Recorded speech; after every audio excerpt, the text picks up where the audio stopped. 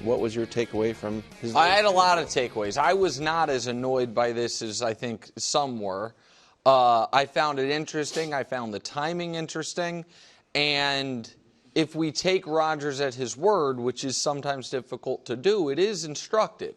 Because Rodgers was adamant he does not care what anyone thinks about him. Yet, despite that, he wanted to do this a week before the draft, no less, and he wanted to make clear to the entire world, the one specific we got is, I'll play for $10 million.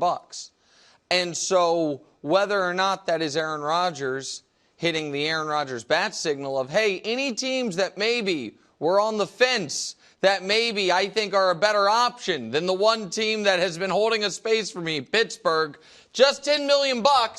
So, maybe he also saw that quote about J.J. McCarthy that coach saw, that coach thought was not overwhelmingly positive. It was like, hey, guys, you know what I mean? Just $10 million. So I think that is probably the reasoning for him doing it, because he said he doesn't care what anyone thinks about him, so you usually do media to get your message out there. And if you don't care what the public thinks or what media is saying, then you're talking to the teams. And so then I will follow suit and also talk to the teams. No one should sign him this offseason. He is very clear and seemingly being honest. He has a ton going on in his personal life. The reason he doesn't want to commit to a team right now is he thinks it would be unfair when he has this much going on in his personal life. And what I was reading there is he doesn't know what part of the offseason he's going to be available for because of the things going on in his personal life, and didn't want to sign with a team and then miss stuff. Fine, so be it.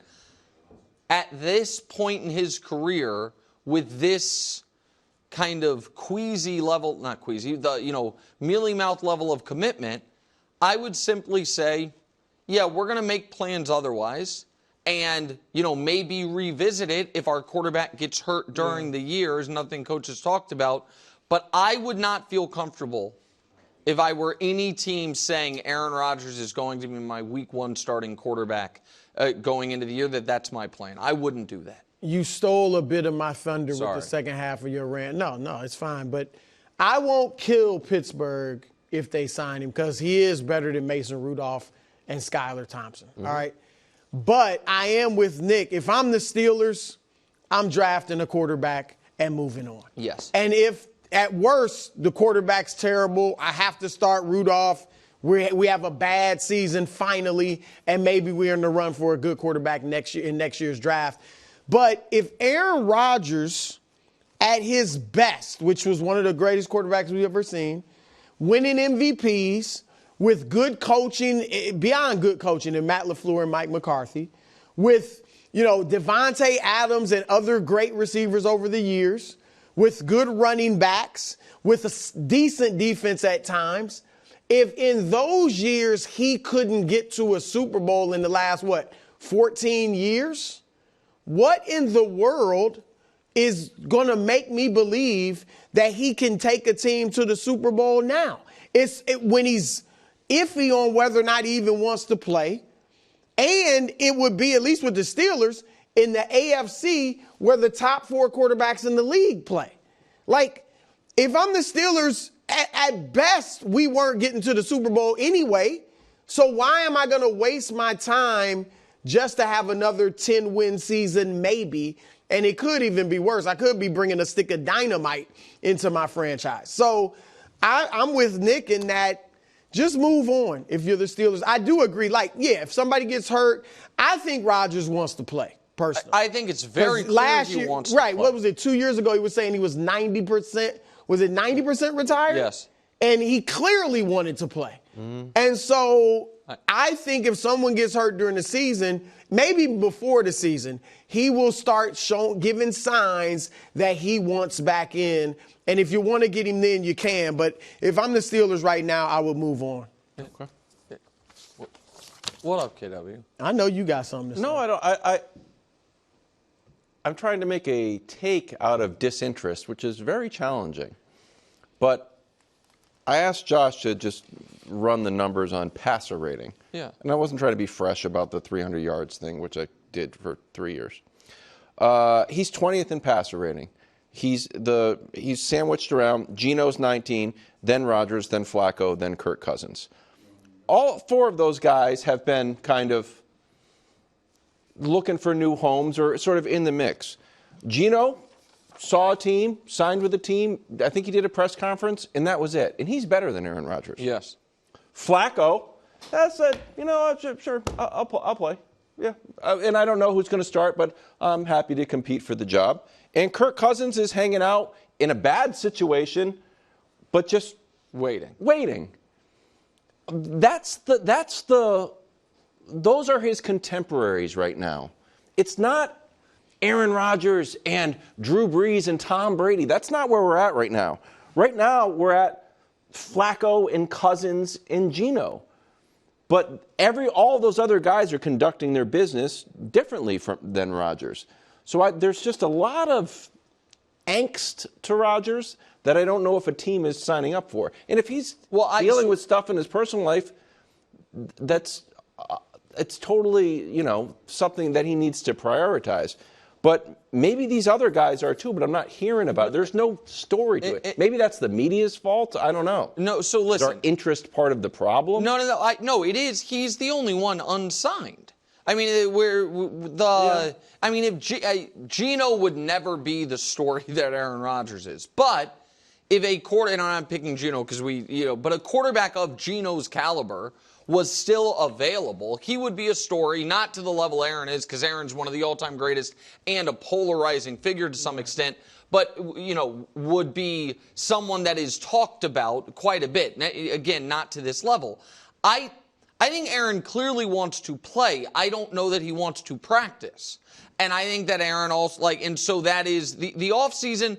It's from watching this interview that he gave, by his own account, from his beachfront house in Malibu where he could literally see dolphins. He looked great. He looked healthy. He looked happy, as Aaron always kind of looks like he has a chip on his shoulder, but, all those things. He said he volunteered. He's in a serious, I don't want to misquote him, serious relationship or a committed relationship. All those things. I don't think he's that interested right now in OTAs and in mini camps and those types of things. And if he feels like I've graduated past that, so be it. I think this is actually, and maybe this will pique your interest a bit, not just an Aaron Rodgers story, it's a Pittsburgh Steelers story. Because it is a Mike Tomlin, what are you willing to accept? Yeah. And the Pittsburgh Steelers you opted into starting Mason Rudolph in a playoff game a couple years ago when Kenny Pickett was healthy, because you're like, he gives us the best chance to win that playoff game. He's now on your roster. I think all of us think that at least one of Shador or Jackson Dart are likely going to be there at 21, and certainly Jalen Milroe, who, again, that would be a reach there probably, is going to be there. You are going to have other, at least, plausible options. Are you going to continue to save a seat open for a guy who's going to operate, by his own admission, on his own timeline, who, to your point, does not offer you super high upside like he once upon a time did? I think what Brew and I are saying is the Steelers should tap out of this. The Steelers should say, listen, Aaron, not only can you take all the time you want, we'll see how the draft goes, we'll see how the offseason goes, and in August, if you're still available and we have, and we decide we need an upgrade at quarterback, we can revisit it then. But for the time being, we're out of the Aaron Rodgers business. The Steelers are better than this. That's what I feel. He's playing them like they are just some old rinky-dink franchise. They're one of the best franchises in the history of the sport. If Minnesota wanted him, do you think there'd be a question mark? What do you mean? With him? If Minnesota was ready to sign Aaron Rodgers right now, do you think he'd be waffling? That's a great point. If San Francisco was willing to sign Aaron Rodgers right now, would he be waffling? No. I think not. I could be wrong, but I think not. I think he maybe doesn't feel like the Steelers can win the Super Bowl, which is fine, but I just, a really for whatever reason, he's not interested in the Steelers. That I don't know why. I'm not surprised you thought of it. I'm a little annoyed I didn't also think of it. That part of his that happens all the time. I know. That if there was a team he was more excited about, he would have already committed to them. Even with everything going, whether he wants to practice or not, everything going on in the offseason. But because he is lukewarm on Pittsburgh and wants to see if a prettier girl will say yes to the prom invite.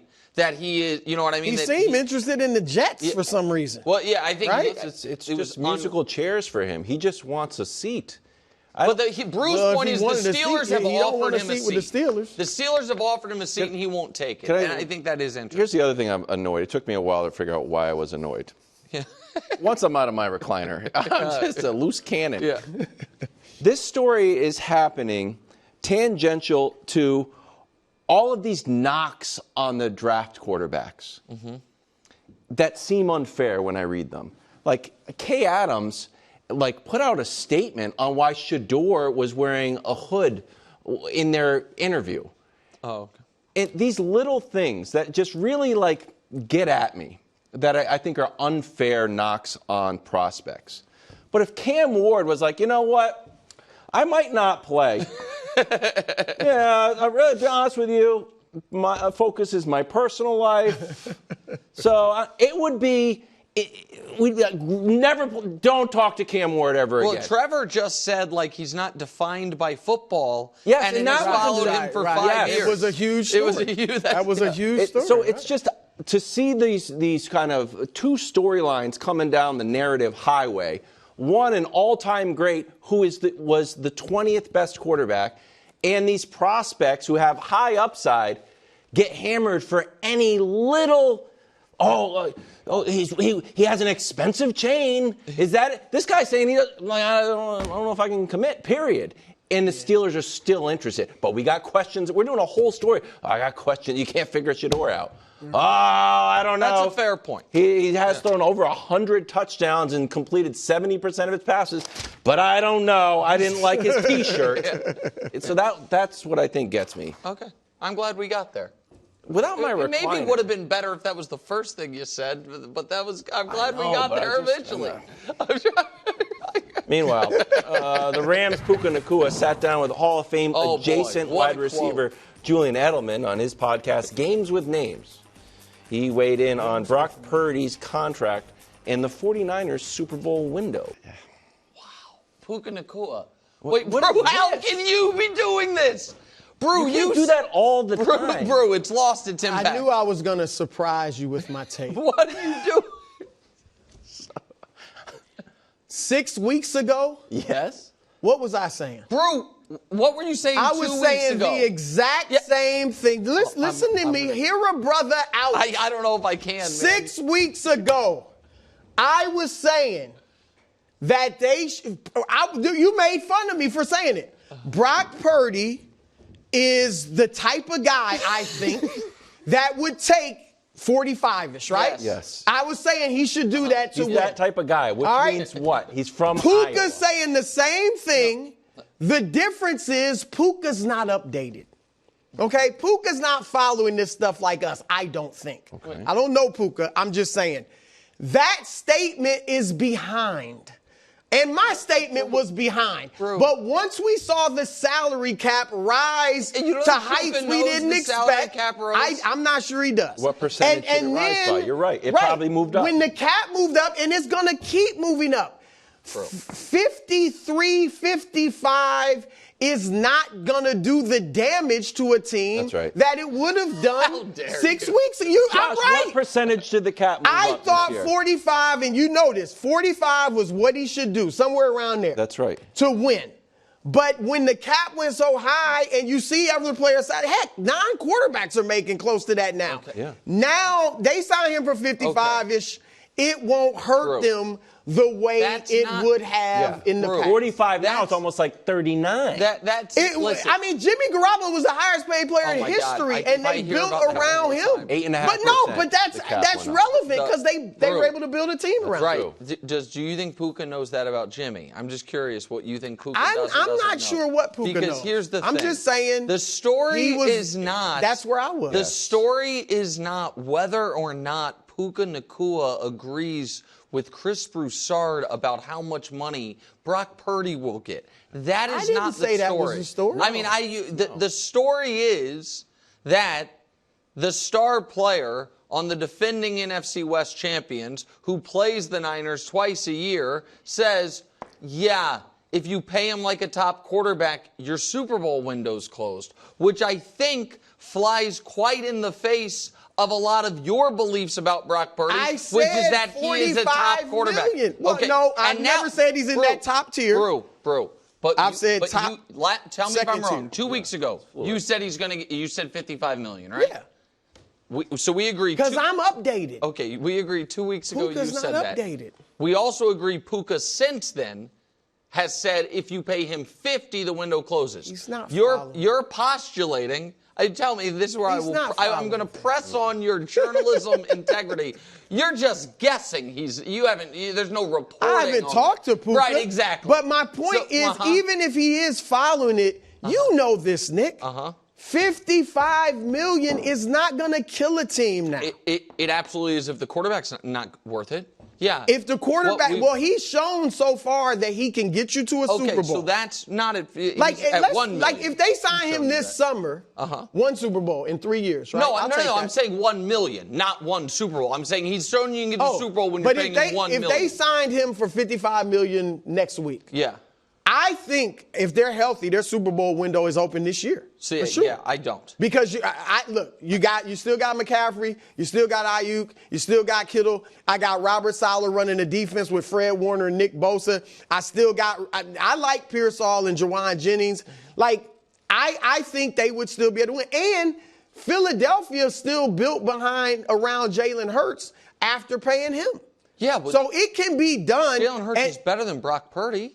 Well, people weren't always saying that. I mean, Jalen Hurts entered the league, and early in his career, people thought he couldn't throw. Heck, it wasn't that long ago that a receiver on his own team was questioning how well he could throw the football. No, it was correct, and that was after he had been to a Super Bowl, right? Like we're questioning Brock Purdy after being to a Super Bowl. But Jalen Hurts has now, I think, proven those people incorrect by winning the Super Bowl and playing great in the Super Bowl and playing great in the playoff run. Like, I agree with you. Jalen Hurts, Brock Purdy maybe was a very relevant question going into this past season. Okay. And then this season, Hurts was, I would say, good during the regular season and great during the playoffs, and Purdy had the worst year of his career. But Purdy wasn't horrible. He wasn't terrible. So this is what seems to sometimes happen with the Brock Purdy stuff. Someone else says something that I agree with, and then I am the one that is painted as being as if my opinion of it is out of left field. This is not Nick Wright's take. This is Puka Nacua volunteering. If you pay Brock Purdy $50 million, the Super Bowl window closes. I'm simply saying I agree with Puka. I think Brew is saying Puka has access to an old CBA. Yeah, Puka's not paying attention. I know we like to talk about Brock Purdy's contract. I also don't want to miss the point that this is a wild thing to say to a rival. That's what I thought we were going to be talking about. It was interesting that Puka would say that. Yeah. My guess, I could be totally wrong, it's naivete. And I think he clearly believes it. Yes. But generally, players know, man, first of all, don't get in another guy's pockets. Don't say stuff that's this controversial. I just think it's our first not even real piece of bullet. We don't have a 49ers. Well, no, Micah did it to Purdy, too. Micah did it on Purdy as far as the routes they will or won't throw when they're trailing. And he live tweeted during a game. Micah took a shot at Purdy, and now Puka's taking a shot at Purdy. Two teams that. Okay. What's the team with the Rams? What are you going to say about them? Two teams that the Rams last year were in the playoffs, winning a playoff game. The Rams did well. The Niners have been. I like Puka a lot. This is an unwise thing to say. Yeah. But I like games with names, and I like games with names having a little bit of heat. Well, you got to be careful if you're on these podcasts with a lot of pillows. I don't think he knew. It's only an unwise thing to say if you think Purdy can actually make you pay for it, and he obviously doesn't. But Purdy has shown so far he can make you pay. Puka disagrees. The whole organization. The Niners have been better than the Rams. It's a shot at Kyle Shanahan. It's a shot at John Lynch. It's a shot at everybody. You could say if you pay this one guy, the rest of the guys aren't good enough. Fred Warner, you're making $3 million. Bosa, you guys can't get it done. Okay. It's a very unwise move from Puka. Thanks for watching. Subscribe here to get more from the show and to check out clips from other shows on FS1.